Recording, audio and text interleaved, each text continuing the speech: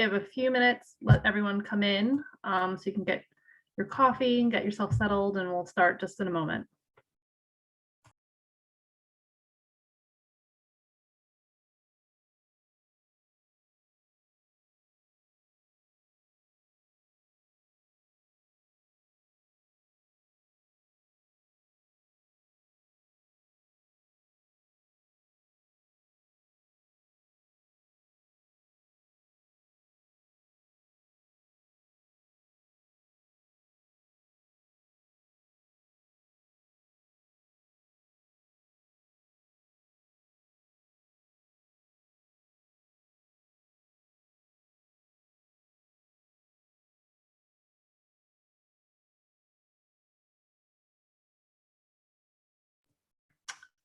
Okay.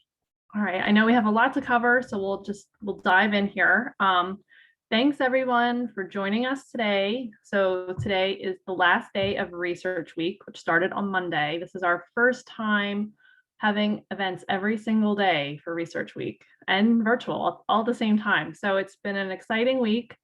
I think this is a great way to finish everything off by having these students. We have a graduate student plus some undergraduate students here today who are going to share their stories about working with Assistant Dean Laura Collins, who's in the office of, well, she has many roles, but in this particular role, it's the Office of Fellowship and Scholar Advising. So she's going to talk about how she works with these students. These students will share their stories about applying for prestigious fellowships from around the world, what those experiences are like. So again, thank you so much for joining us.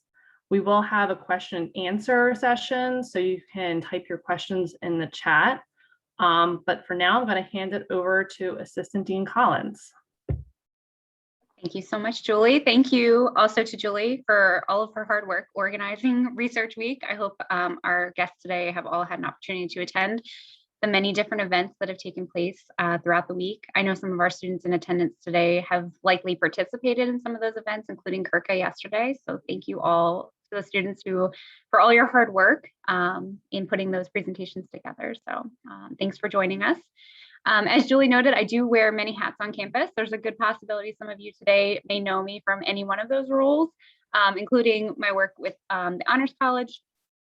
I do a lot of pre-med advising, but also I have been serving in this capacity as the director for the Office of Scholar Development and Fellowship Advising since officially 2017, when we started this office on campus. And today, our presentation, I'm going to spend a little bit of time explaining what fellowships are on our campus. I think that students often have a question about kind of what that is, especially because we have the word scholar development in the title of the office. And scholar, scholarship, fellowship, they all kind of live in the same wheelhouse of terminology. And so I'll kind of give you an overview of what that means. Review a few key awards that I think are really well suited for the type of students that we have on our campus, given the interests that our students often have, the lifestyles that our students often come from, given that a lot of our students are first generation, they're often working, may or may not have extensive travel backgrounds, things like that, that might really appeal nicely to who our students are.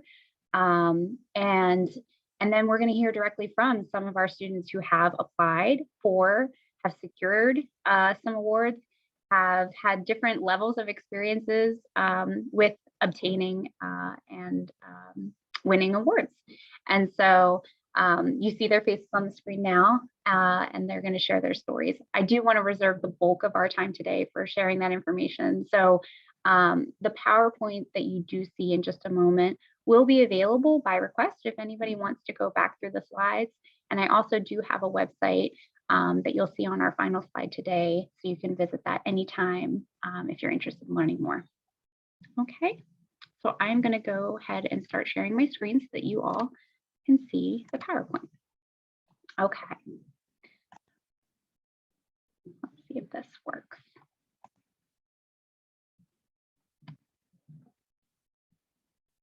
Here we go. All right, so let's get started with the big question. What are fellowships? And so they're most commonly described as a prestigious award that is provided to support students at various levels of study. This would include undergraduate and graduate. We have representation from both, but also in my capacity, we also serve alumni as well. And actually Patience, while she did apply for an award with us, one of the students that you're going to hear from today, as a graduate level student, she is now an alumni of our university. And I have worked with her in that capacity and will continue to do so as long as she would like me to. So please know that these awards are available to you along your journey at every different place and time. So that's something that's really always very good to know. I think the key takeaway when students hear the word scholar, scholarship, fellowship, things like that, is that unlike a scholarship, which is often awarded to you for prior achievement. So think about when you began attending Rutgers University, you were awarded a scholarship in some cases. And that award was given to you based on maybe your high school record or something you had done previously. A fellowship is essentially an investment in your future. This is saying, we believe that you're going to do great things and we want to give you some funding to do those things. Most of the awards that I work with, almost everything I work with in my office is in fact funded. So when you hear me talking about opportunities, I'm trying to find you funding for those opportunities. So all of the awards that I generally will find for you and opportunities that I find for you are fully supported opportunities, or at least partially so. So that's a really big key takeaway as well. Another big important takeaway is that when we talk about fellowships, they can range in length and what they are actually covering. And we're going to get into that in just a moment. Who should apply for a fellowship? We've already talked a little bit about undergraduate, graduate, alumni, but also the range of interests and activities that you might be interested in. So whether you are somebody who wants to have an abroad experience, and you're going to hear about that today, or you're someone who's interested in undergraduate or graduate research, you want to do public service work, you want to have your graduate education paid for, or you want to have any range of experiences, there's usually a fellowship opportunity out there to help you find funding for that. Why would you want to do a fellowship? And the application process is very intensive in a lot of these cases. And so why would you want to take that burden on yourself? These are some of the good reasons to consider doing a fellowship. It's a really fantastic opportunity to narrow your goals, to define your goals, and to examine your strengths and weaknesses. I think that's really one of the things you're going to hear a lot from our students today. They learn a lot about themselves through the process. They learn a lot about what they want from their futures. I think some of our students have even changed paths as a result of their application processes. The awards that they've won, the awards that they haven't won have really shaped the trajectory of their lives. Connecting the dots for yourself. Why is it that I have 3 majors? Exactly. What am I doing with all the things that I'm trying to study? And what is it that I really want to achieve in the long term? I think when you sit and you reflect about these things as you are putting together an application, it really does help you sort of clarify for yourself what it is you're trying to achieve in your undergraduate, graduate education, and where you hope to go in the long term.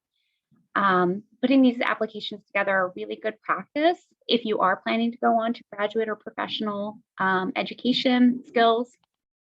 Again, job and interview type preparation as well. So these are all things that are helping you prepare for the next step. What are the benefits?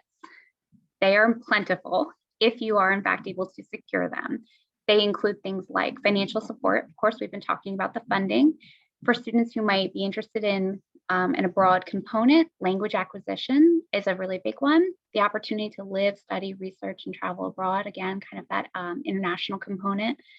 Competitive advantage for graduate school, networking opportunities. You're going to hear a lot about that today. Broadening your future career perspectives.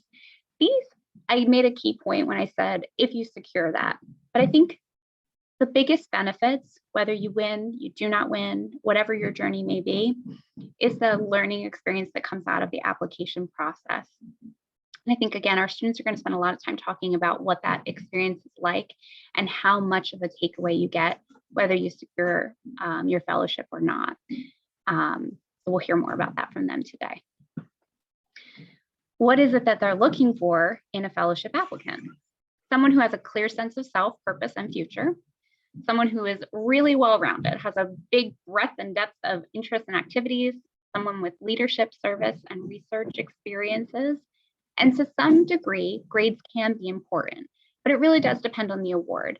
There are some awards out there that will put a large emphasis, especially if you're applying for graduate programs. This is going to be key. But then there are some experiential programs where grades are less of a factor. And so my job as your fellowship advisor is to help you find your perfect match. So I will sit with you and spend time thinking about what are your strengths, where are your weaknesses, and helping you to find the perfect match for you. Okay, hopefully you're sold. This is something you might want to try for. So when and how do I get started? It is never too early. There are awards and opportunities out there for absolutely everyone at every age and stage. So now's a great time to have this conversation. Getting started early is always to your advantage. As the students today will tell you, it's never too early really to start having these conversations. In some of their cases, we might have started talking about it a year or more before they actually started an application, just to kind of plant the seed and start preparing, tentative thoughts. You want to start drafts very early. A lot of times there's many revisions that you will make. So one of the earliest pieces of advice I give students is to write out a draft, kind of put it away, walk away for months if you have the leisure of time, come back to it, you look at it and you're like, oh gosh, this needs some work. So having time on your side is always very much to your benefit. Getting involved in meaningful activities, and if I have the opportunity to talk to you, again, if you have time on your side, we can sort of shape your trajectory over a period of years. If you're going to apply for something in your senior year that's for your graduate education, if we can build the resume, scholar development is in the title of my office. Each of the 3 or 4 years that are leading up to whatever that award might be, that's key as well. Thinking carefully about your interests, making those connections, all of these things are really key to kind of building up to whatever it is that we're going to apply for, or having smaller awards along the way that are also kind of building a resume and a history of winning to help you get to where you're going. What goes into an application? Each one will have some variation, but generally speaking, as I've already mentioned, there's usually a lot of writing. So a variety of different essays, personal statements, things like that. Describing your plan. So again, that clear sense of purpose, future directions, things like that. Being able to provide your transcripts, that's no problem. I'll help you out with that. Your resume, so what things you're involved in on and off campus. Good letters of recommendation. That's another thing that takes time, not only to build those relationships, but also to secure them and also to revise them. So that's where, again, we can really help with making sure we have a lot of time for that. And sometimes certain awards will require a campus endorsement. Oftentimes that'll come from me. Sometimes it comes from the chancellor's level. And so that, again, takes time and making sure that we have all that on our side. How does my office help you with this? Of course, the biggest key is making sure that we find your fit. That's the best way that we can ensure that we're not wasting anyone's time, your time especially. You guys are all very busy. We want to make sure that you're going into this and having good odds on your side. These are competitive programs, regardless of what you're applying for. And so we want to make sure that you're a good fit for what you're trying for. So we review your candidacy. We make sure that we understand what's expected of you as an applicant. We go over every aspect of the application. I will be there by your side, step by step. Hopefully, again, all the students will share their experiences on that process. And from the beginning to the very end, to the day you submit, and through the waiting process, which we're still in some cases, we work together very closely. And as you'll hear from the students, there are plentiful opportunities out there, opportunities, again, for every age and stage. There's a big list on our website, but realistically, I couldn't even list every opportunity that exists. So I do want to encourage you to think about your interests, think about the things that you'd like to achieve, and come to me if you have an idea. And that's, in fact, what some of our students have done. They've come to me and said, hey, I found this thing I want to try. Natan can give you examples of that. But in the meantime, I want to share with you a few of the awards that our students have either tried for or that I think are really good fits for the type of students that we have on our campus. And again, these are some examples of the types of awards that are very common and very plentiful. For our first and second year students, I always just like to highlight that these are some really great fits for who our students are on campus. The Fulbright Summer Institute is unique because it's open just to first and second year students, and they're really seeking students who haven't had plentiful travel experiences historically. And I have found in my many years working at Rutgers-Camden that a lot of our students don't travel extensively outside of our region.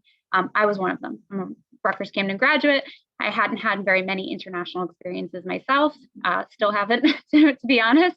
And so this award is a really amazing opportunity to send first and second year college students away for 3 to 4 weeks at a UK host institute in the summer, fully funded. And it gives you an opportunity to go and explore an interest of your choice that you don't have to have prior experience with. So it's a really very cool program. Another opportunity is the PPLC, which is a 4-day leadership conference that's held at Harvard University in February each year. And this is one that's great for building up toward one of those public service awards that might come later in your future. Again, only open to first and second year students, but a lot of our students on our campus, I find, are really interested in civic engagement, public service, social justice. So I always like to highlight this award as well. As I noted, civic engagement, public service is kind of a platform of who Rutgers-Camden students tend to be.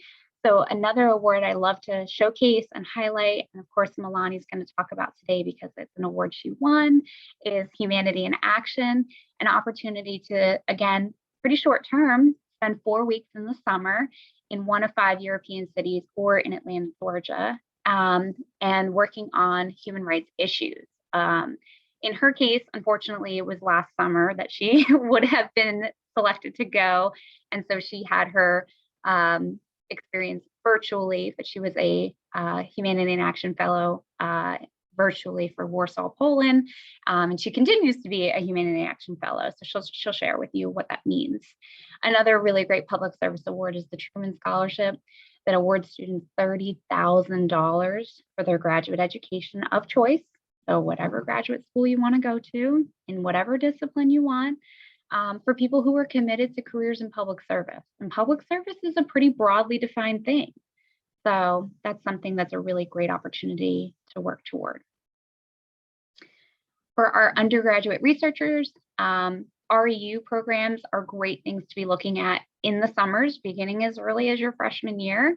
10 weeks, oftentimes, sometimes 12.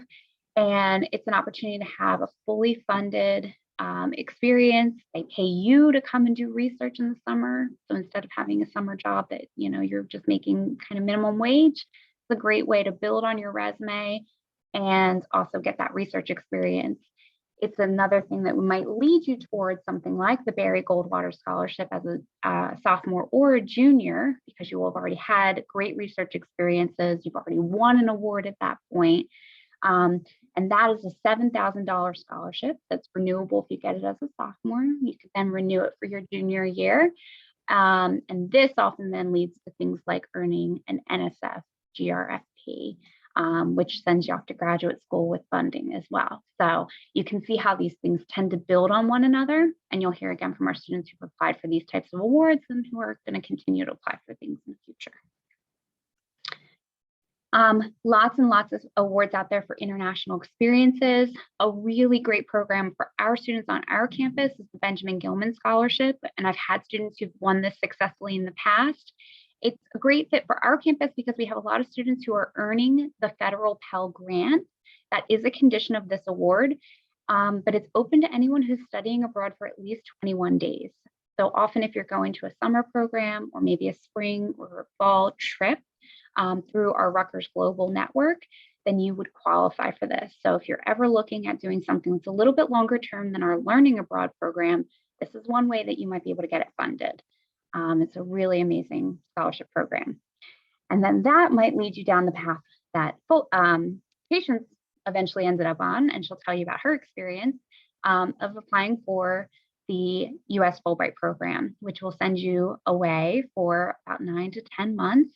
And you can have a variety of different experiences, whether that might be doing research or working as an English teaching assistantship in one of 146 or more different countries. Very competitive program, but it's an amazing experience. And again, you're going to hear directly from a student today all about that. And then I mentioned earlier, lots and lots and lots of different graduate education type programs. I mean, honestly, I could go on about the different levels of opportunities, but these are just some that I really always like to highlight. The Knight Hennessy Scholars is amazing because we're talking fully funded. And this is cool because it's interdisciplinary. They are looking for the next generation of leaders. So they're pulling students from around the world, international and interdisciplinary cohorts. So they bring in about 100 students each year from all around the world and all different disciplines to study at Stanford University, and they pay for everything. So that's cool. And actually, Patience did apply for this, so she could tell you a little bit about the application experience. And then the UK scholarships are some of the most prestigious in the world, very, very competitive, but man, that would be an amazing thing on your resume, really just incredible experiences. And Rutgers University has only recently earned the Marshall Scholarship in its history. Our New Brunswick campus has earned 2 Marshall Scholars in the last 2 years. So we're very proud of that. And we've had students on our campus who've applied for these awards. And so these are some of the examples of the UK scholarships that you could consider. I'm going to do a very brief introduction of our student panelists today, and then I do want to go ahead and turn it over and let them introduce themselves. And then we do have some prepared questions that we'll go through. So first up, we have Sienna Fichado. She's from Marlton, and Sienna applied for the Barry Goldwater Scholarship. One point I always like to make very clear is that although technically my job started off in Honors College, of course, and I physically, when I'm on campus, which I'm not right now, located in the Honors College building on 319 Cooper Street. The Office of Scholar Development and Fellowship Advising is completely separate from Honors College. My services are open to all undergraduate, graduate, and alumni. So I always want to make that very clear. And I note that because students who are here today on this panel are from all different disciplines and on all different levels. So we have Honors College students, but non-Honors College students among the panelists. So I always like to highlight that. Omar Kasani is a junior level. Both Sienna and Omar are both juniors, both biology majors. Omar's also a global studies major. And Omar has applied for the CLS scholarship, the Udall, and the Truman. Sujay Ratna, technically a 3rd year, graduating this year, biology major. And there's a list of awards that he has applied for. We've applied for quite a number of them together this year. And he'll share some of that information with you today. Milani, also a 3rd year, graduating this year with a criminal justice degree. And she's going to share with you her success story from applying to the Humanity in Action Fellowship Program. And then we have Natan, also graduating this year. His list was so long we couldn't fit it all on one slide, very long. And he actually just got some really great news earlier this week, which I will let him share with you. And then we have Patience Williams, who I worked with as a graduate level student, and then more recently as an alum. And she's coming to us today live from the Netherlands, where she is currently on her Fulbright, and she will share with you her experiences. So I'm going to just skip ahead so that you can see the information about the office, but then I'm going to actually stop my share, and that way we can all see one another. And I will lead off with my first question for the panel, which is just a softball question to everybody. What first interested you in applying for a fellowship, and how did you first learn about the opportunity? So does anybody want to begin? You can either unmute yourself or raise your hand. Yeah, I can get started on this one. So I'm really interested in public service, particularly homelessness policy, and a lot of fellowships out there are about public service. And so it's a great opportunity to not only improve the resume, but also get really wonderful experiences that you could take on and learn from to improve in your career. So that's kind of like what interested me initially. And the way that I found out about some of the fellowships was just through online research, a simple, fellowship plus public service to kind of see what's available.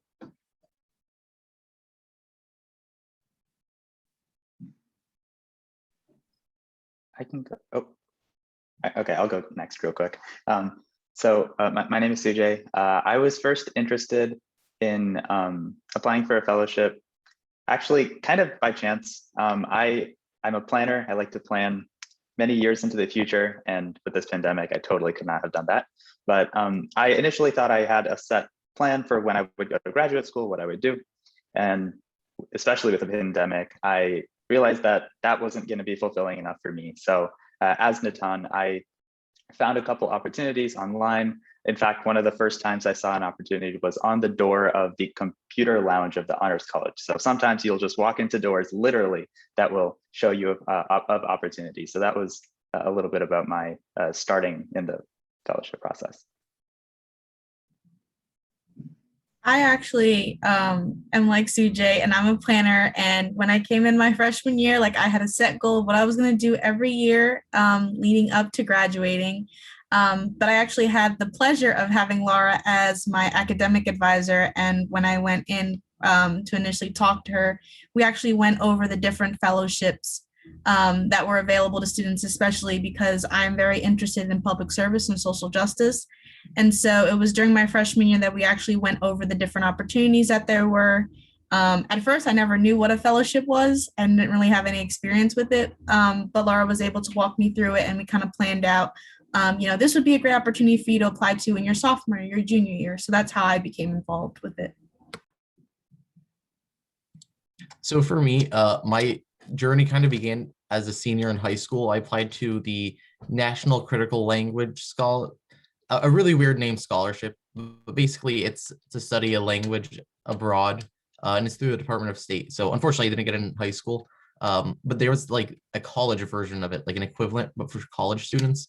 And so I wanted to apply for it for my freshman year. So I already kind of knew what to expect, but I kind of talked to Laura about it, and she helped me prepare a better application for it. And long story short, that spiraled into me applying to a lot of applications between, freshman year and now.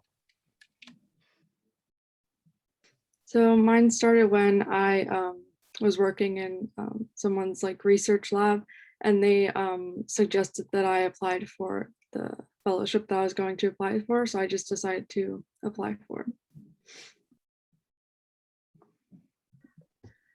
it. So I got an MFA from Rutgers. I'm part of the class from 2018 to 2020.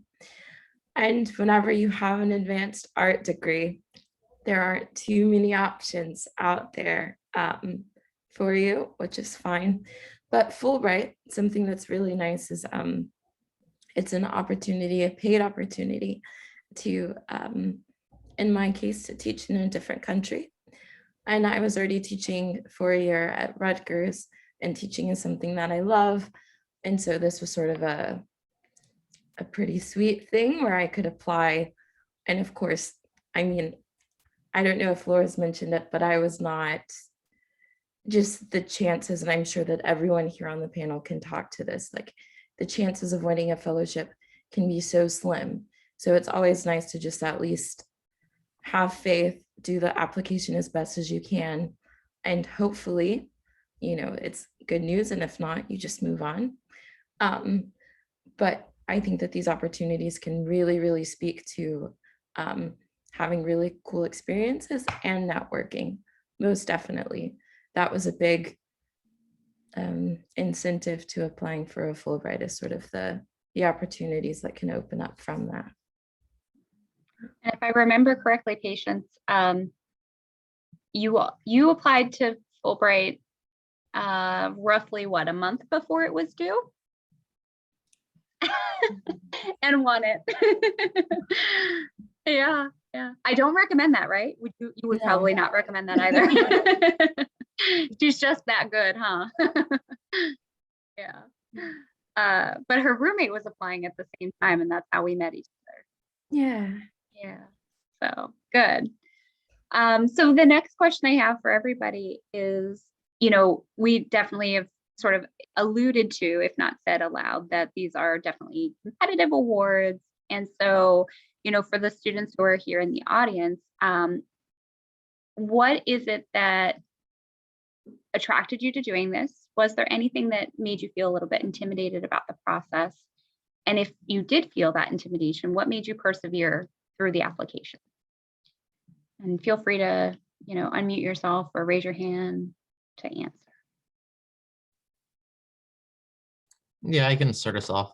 So with a lot of these fellowships, the chances are so slim. And so there's you kind of get some imposter syndrome sometimes where you think, I could never really qualify for that.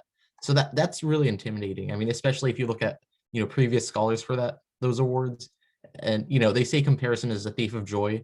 So, sometimes you might take a quick peek and look at, other profiles of scholars, and that in itself is intimidating, but it also shows you that everyone has a different, background to bring. So if you focus more on what unique aspects you bring to the program, I think that's what kept me going for some of these scholarships.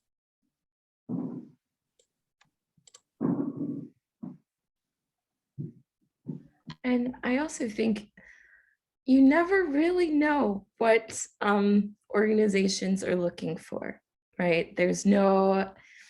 And of course, there are ways to enhance your application to make it more appealing. But I think at the end of the day, if they like what you have to bring, like Omar said, and if you're also confident about what you can bring, then that makes all of the difference, right? A lot of the other Fulbrighters that I'm here with, a lot of them studied at Ivy League schools, and that's great. And I definitely had some of that imposter syndrome whenever I applied, because Fulbright is sort of known for, I guess, being awarded to, of course, top performing people, but also at universities that are very well known, But at the end of the day, it's like, I took this opportunity because why not? Even though the chances are slim, there's still a chance, right? Yeah, and always keep that in mind, and please apply for everything.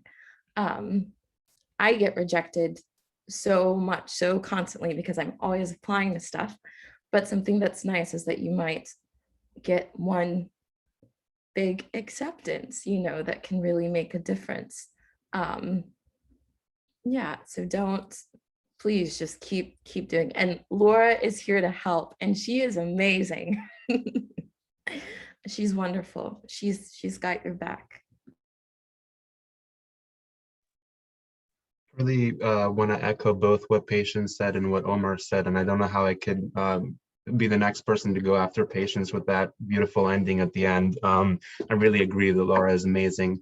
But with regards to your question, Laura, it's normal to go through that imposter syndrome. I went through it as well. I watched a YouTube video recently of Rhodes Scholars, which is the most prestigious award out there, and every single one of them said they felt that way. I have a friend that just got into Harvard Law School who feels that same way. It's normal. It's okay. Everyone goes through it. It doesn't mean you're not qualified. It doesn't mean you cannot get all these amazing awards. And a lot of times what you'll end up doing is looking at who else won it before and trying to compare yourself to them. Or you'll be like, oh, I'm just at Rutgers Camden and they're at that university. No, anyone at Rutgers Camden can win these amazing things as well. And in some capacity, you could actually set yourself words aren't coming to me now. You can set yourself apart from other students because it's a smaller university, so a lot more staff and faculty are here to support you, to give you opportunities. And so it's normal, it's okay, but I really want to echo Patience in saying apply, apply, apply, because you learn so much in the process, and Laura's here to help.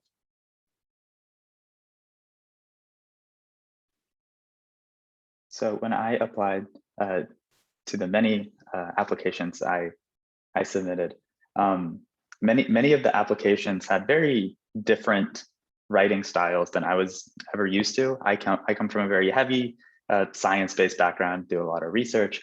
And one of the scholarships I applied for was the Truman Scholarship, in which I had to write a public policy proposal. And I was like, oh, wow, like that's not something I'd ever done before. And that was pretty intimidating because it was just a new skill that I had to develop. But as everybody else is saying, Laura's going to be here to help you every step of the way. I would expect to do a lot of drafts. You're not going to get it on the first try, but with a lot of work, a lot of edits, a lot of discussion with Laura, eventually you'll get there. And that intimidation, it's always going to be there, as everybody's been saying. But there's a lot of things that help simmer that intimidation down. Wow, it's so difficult to go after all of you who gave such great answers.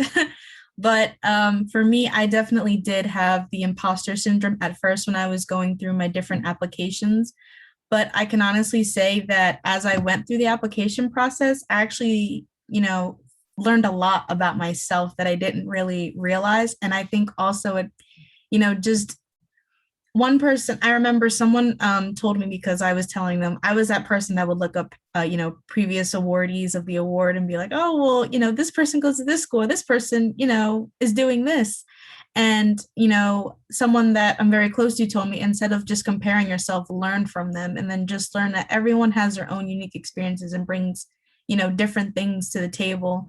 And so I think just the application process itself, whether you get the award or you don't, because it would be amazing if you got the award. I just think it's just an amazing experience because you learn so much about yourself, as Laura was talking about earlier, with finding out, your strengths, your weaknesses. And I was also, the person, as I said previously, where I was on a straight path of where I wanted to do. And actually going through this application process, I've actually thought about, different avenues that I can take during that path. I don't necessarily have to go to like one straight line, but there's different avenues that I can take. So that's what I would say.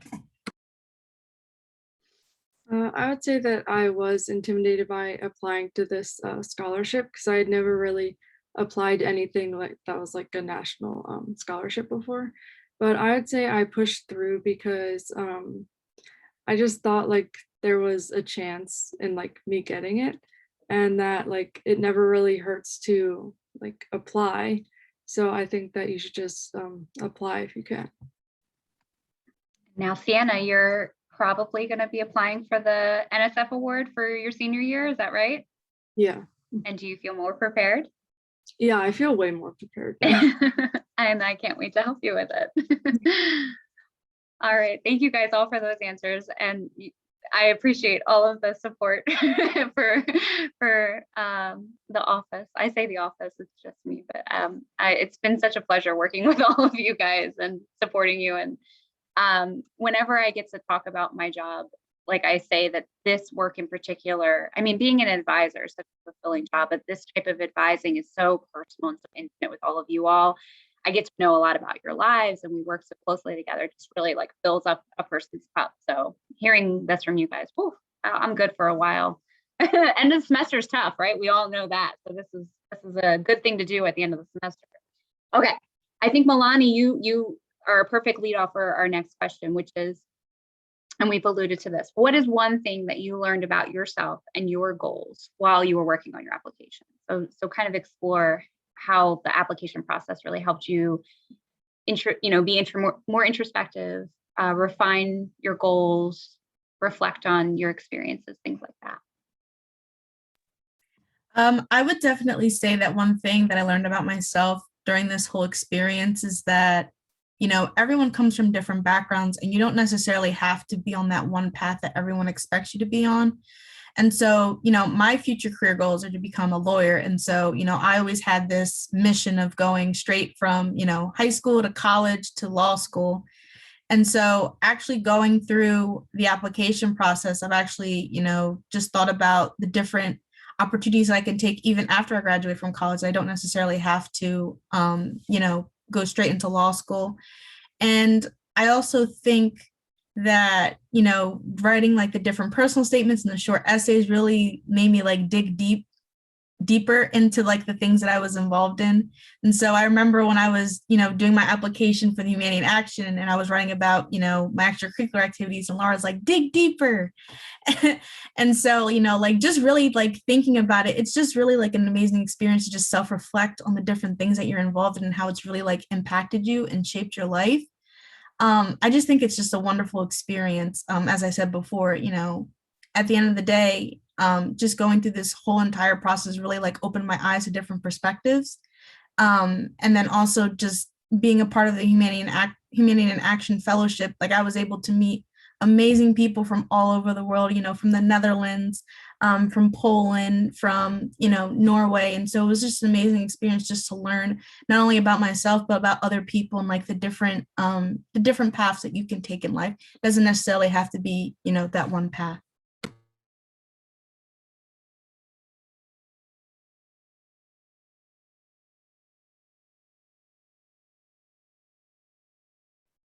All right, I'll go next. I don't like awkward silences. So it's hard to just say that I've learned one thing, because I feel like in every single application, you learn something new about yourself, whether it is your career path, your own skills. If I would to just leave it to one, because I know you only asked for one, with the Truman application, the Truman Scholarship, I also didn't get the scholarship at the end, but I learned a lot in the process. And in that one in particular, I learned where I want to make the most public good. So in particular, I learned that I wanted to address federal policies, and again, related to homelessness. Whereas before the Truman Scholarship, I was like, should I go into the nonprofit realm? Should I do this? Should I do that? It was everywhere. So the Truman really helped me focalize more of what it is that I want to do.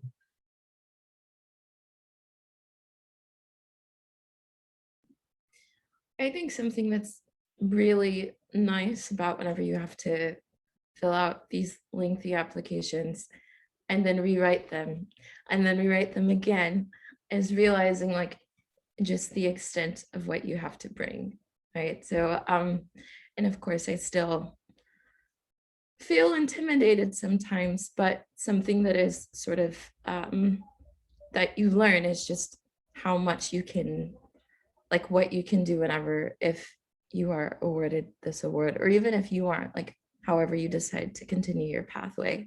And that's really powerful, right? Because that's something that you learn about yourself that stays with you. That's not contingent upon any award, even though this is why you're doing the work, right? But still, it's so beneficial because I think that it is a reminder just of who you are and what you want to do out of life, and like just how much you can give, right? Give back in return.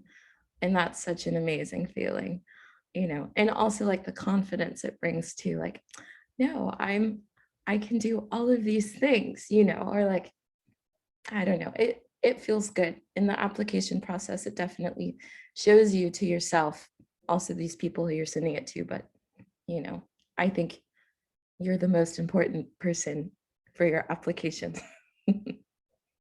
It's nice.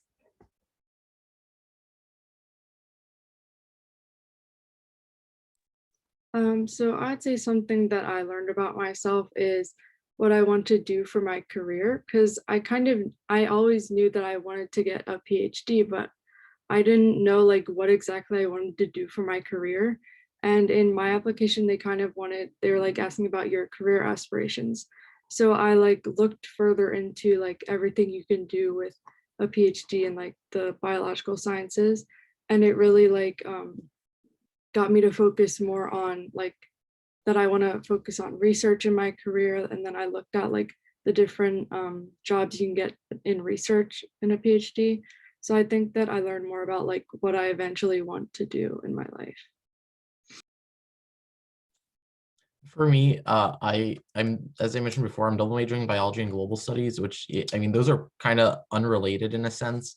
But my application, they don't just want people who are studying some random things for nothing.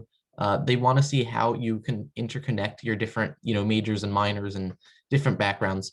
So when, I was forced to sit in front of my computer and hash out why I decided to choose these majors, it really gave me insight as to, I guess, both why I want to do them and what I want to do them, even though I chose them, and how I can really not just have them, in tandem, but have them, really build off of each other. So I'm interested in public health, which is, it invokes the biology major because I'm interested in, helping people, health wise. I mean, yeah. And also how I can maximize my impact on the global scale. So I guess that's something that I really took away from these applications. Yeah, and I felt like everybody got a piece of what I was going to say, so I'll be quick. But once again, I wasn't sure what kind of physician I would do, what kind of research, or like how my career would kind of turn out to be. And in a couple of the applications, me thinking about kind of the policy aspect and how that could work into health, that was a really interesting thing that I didn't realize I was so interested in. And also just sometimes I would be writing about an activity and Laura would be like, so like, why did you do this? And I'd be like, oh, because of this. And she said, no, think about it harder. Think about why you chose this specifically. So it was just really great to reflect on these activities as Melanie was talking about. And sometimes you learn choices that you make that like you didn't really ever think about. So this application process was helpful in that.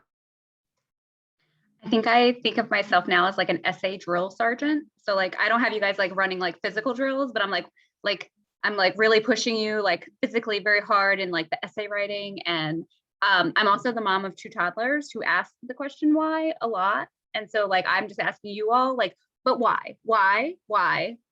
So the things they ask me why about are different, but I'm asking you all why all the time.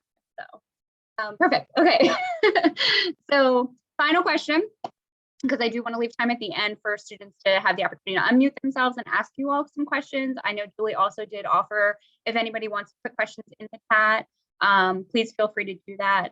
We are coming up on like a little less than 10 minutes of our session. So final question to the panelists is just what advice would you offer to any student who is exploring this for themselves? If we've given this, planted the seed for anybody today, what would be your piece of advice that you would give them? Or if they are already kind of thinking about it, they're on that path, just anything that you would say to a student who maybe is, thinking about walking in the shoes that you've all been in. I would say that nothing is wasted. I know that these applications are long and they can be tedious, and you can ask, why are they asking you these questions, right? But something that's really, really beneficial, and I think also all of the people on this panel, all of you are so well spoken, and I can tell that you are so ambitious. Like, you will land at the place where you are meant to be, most definitely.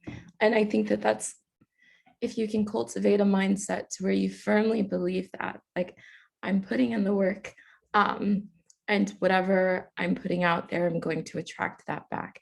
I think that that's very, very true. And I've seen it and I've experienced it myself. And I'm not talking about like my fellowship or anything, but just continue the work that you're doing, and opportunities are going to come to you. And I have a little small story, and I think that this is great. I have notified the university where I'm currently teaching at about my desire to stay in the country. And of course, if anything comes available, English teaching jobs in the Netherlands, very sought after, especially at international universities.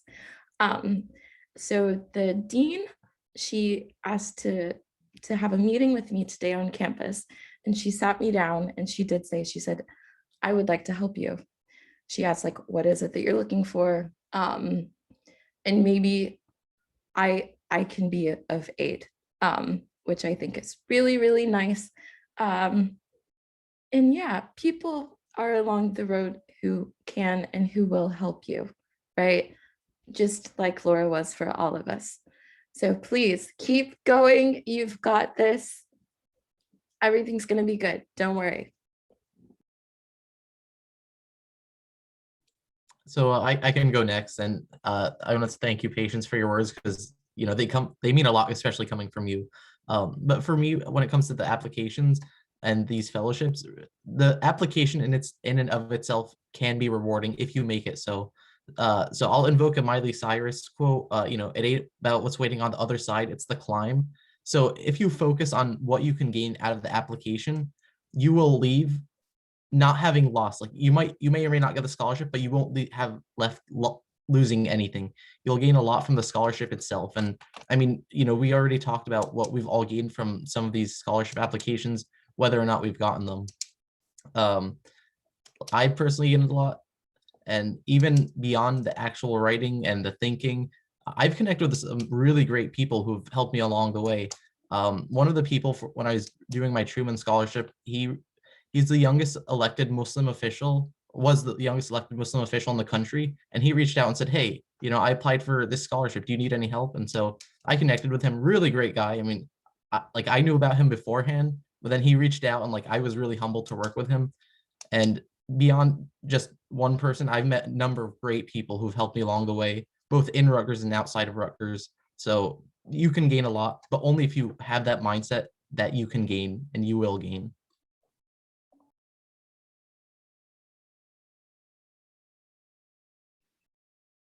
So I would just say, don't be afraid for someone to say no to you.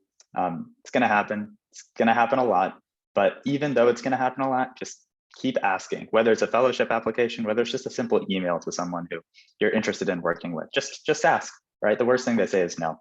And you're going to be okay with getting that no sometimes. And sometimes, as patients alluded to before, it's going to be a really big yes. So just keep asking, expect the no, but be super happy one day when you get that big yes.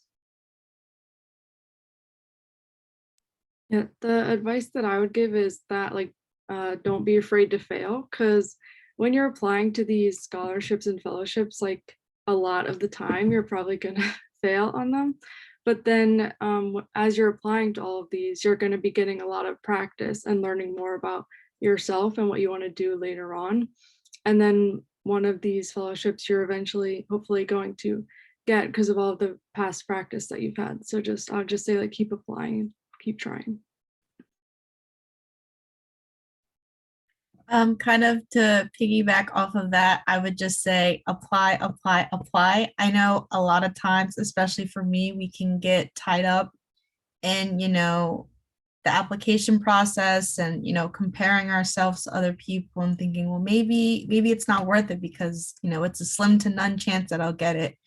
And I'll be honest, prior to me applying for the Humanity in Action Fellowship, I began the application process with a few fellowships and I ended up backing out because I was just very intimidated by everything. And I was like, well, if I feel pretty confident that I'm not going to get it, so there's no point in applying for it.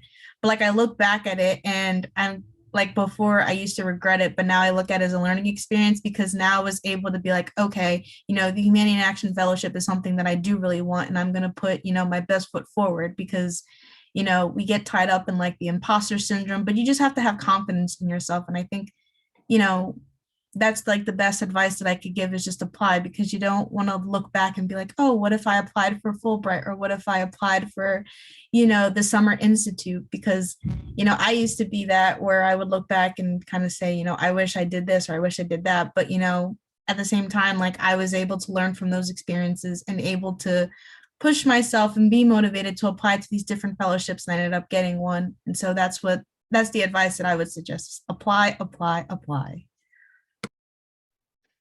And the advice that I would give is use the support system and resources that you have. So of course, Laura's office, or Laura, aside from that, alumni that have applied to these, scholarships and fellowships, whether they got it or not, they could be immense support. Your friends, just to have them look over the material, YouTube videos that are available online, people giving advice, winners. So on Truman, they list all the winners, and then you can quickly look them up and reach out to them because their email is available. As many resources as you have, whether they're clearly in sight, like Laura's office, or whether they're hidden and you have to search for it a little bit more, it goes a long way in making the application that much stronger, in feeling confident about yourself, and also in realizing that you have a large group of people that want to see you succeed and that will do anything that they can to help you in that goal. All right, guys, you heard it here first. Natan is graduating. He's going to be an alum. Reach out to him and he will help you all. No, actually, he's speaking from experience because he did all of those things, and he actually mentored some of the students who are applying this year. So that is a really great piece of advice, is kind of creating your own networks And because I am only one person on our campus, yes, thank you, Milani, for volunteering. I'm sure that all of you guys would be willing to support our future applicants, but you all did take care of each other, and we're really grateful for you all using each other as resources and being such a good support. So with that said, if anyone who is attending today has questions for the panelists, please feel free to unmute and ask those questions, or do pop them into the chat. We want to be mindful of your time. I know that classes start in about 10 minutes. There's probably no commute. So if you want to hang out and ask those questions, feel free. Natan doesn't like awkward silences, so he can, you know, serenade you all.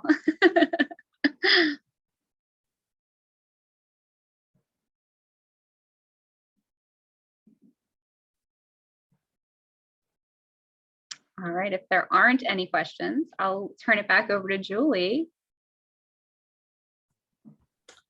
Well, I have to say, I loved this panel. It was really interesting. Laura and I were chatting a little bit on the side. And I just said, oh my gosh, these are such great students, especially after the Miley Cyrus quote. I was super pumped. No, seriously though, you guys all brought a smile to my face, because you are why we work at Rutgers. You know, seriously, it makes all of the, I'm gonna get like emotional. It makes everything worth it though, honestly, because we want to help you, and to hear your success is like our success. So it really made my day. And I'm exhausted because research week is now over. It's been a long week for Julie, so let's applaud her for putting together a great research week. And yes, and so I see we have just a comment from one of our attendees who said, thank you for all the wonderful words of encouragement. This was great. So for the attendees, thank you so much for coming out. Please reach out to Laura. You can reach out to me, to the dean's office, and we can definitely put you in touch with the right people. You know, Nutan, you gave us a great idea of talking to our alumni coordinator, you know, like, so this was really, I think, a very beneficial panel for everyone who was here. So I want to say thank you. I hope you guys have a great rest of the day and wonderful weekend, and good luck with the end of the semester. I know things are gearing up for finals and all that. So best of wishes, and I'll talk to you all soon, I'm sure. Thank you.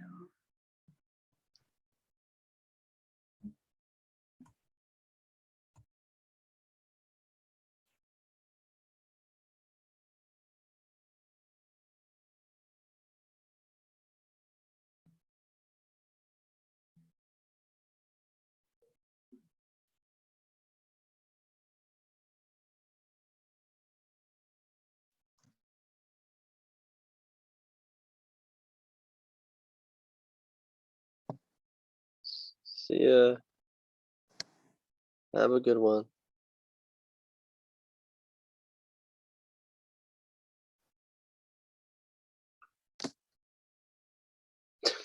Just 5 minutes. All right, we're all set.